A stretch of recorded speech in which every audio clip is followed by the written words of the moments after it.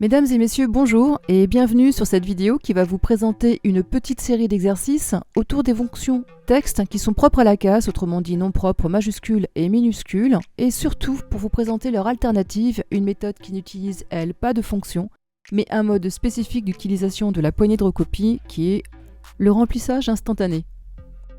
Pour cette présentation, nous voici avec une colonne qui comprend une liste composée de noms complets au format prénom et nom et qui présentent tous une case différente, soit des combinaisons de lettres en majuscules et en minuscules, certaines conventionnelles, d'autres pas du tout. Nous allons appliquer à cette colonne chacune de nos fonctions, 3 fonctions élémentaires qui n'utilisent chacune qu'un seul et unique argument, un argument texte. Dans notre exercice, cet argument texte sera à leur gauche et le contenu de la colonne B.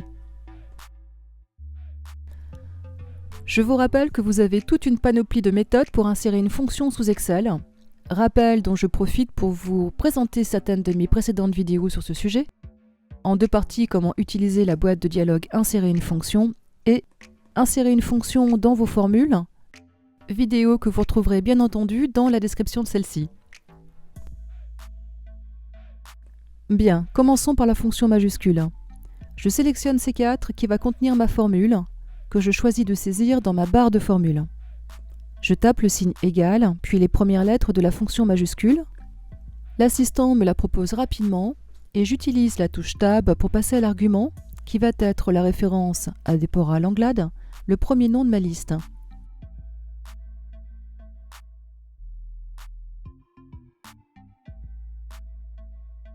J'utilise la poignée de recopie, un double clic dans le coin en bas à droite pour dupliquer ma formule jusqu'au bas de ma colonne.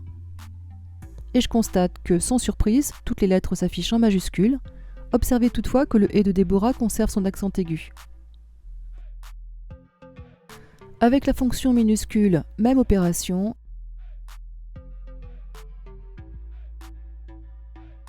Et résultat, la casse inverse.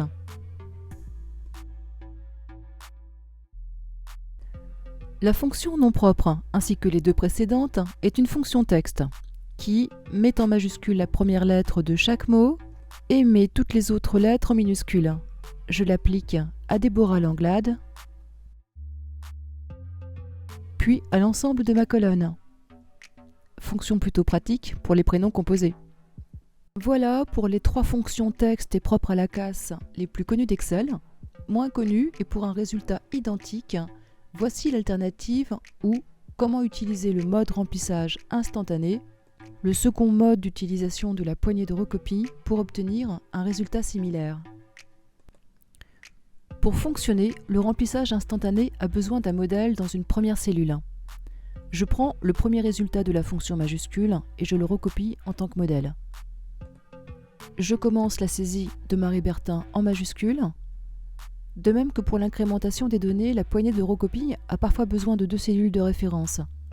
Ce qui semble le cas ici, vu qu'il lui faut une première entrée de caractère dans la 3e cellule pour nous proposer la reproduction du modèle du formatage des données de gauche dans la liste grise.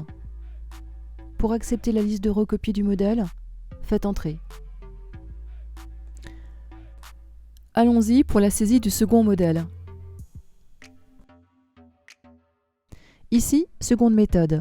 Pour la création de la recopie des données, tout en minuscules, j'utilise la poignée de recopie, mais avec le bouton droit de ma souris, cette fois, ce qui ouvre son menu contextuel, qui me propose le remplissage instantané.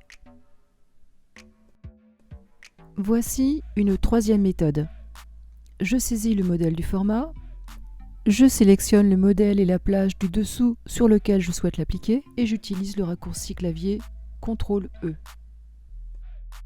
Il est le raccourci clavier du menu que vous retrouvez dans l'onglet Accueil, Groupe, Édition, dans le sous-menu de la commande Recopie.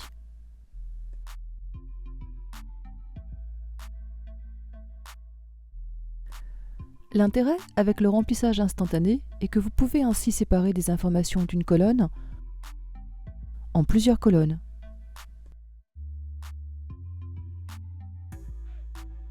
Ou de plusieurs colonnes en une seule colonne.